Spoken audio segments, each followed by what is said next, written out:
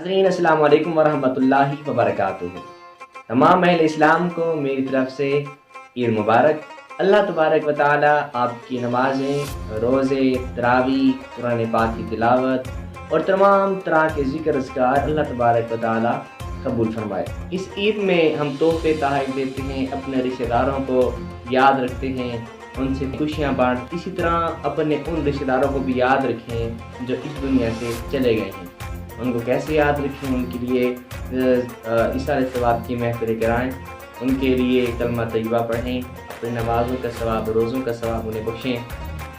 حضرت امام غزالی رحمۃ اللہ علیہ فرماتے ہیں جو بندہ 300 مرتبہ سبحان اللہ و بحمدہ پڑھے گا اور اس کا ثواب اپنے فوجگان کو کرے گا تو اللہ تبارک و تعالیٰ ان کی قبروں میں 1000 نور داخل فرمائے گا، یعنی ان کی قبروں کو اللہ تبارک و تعالیٰ نور سے منور فرمائے گا۔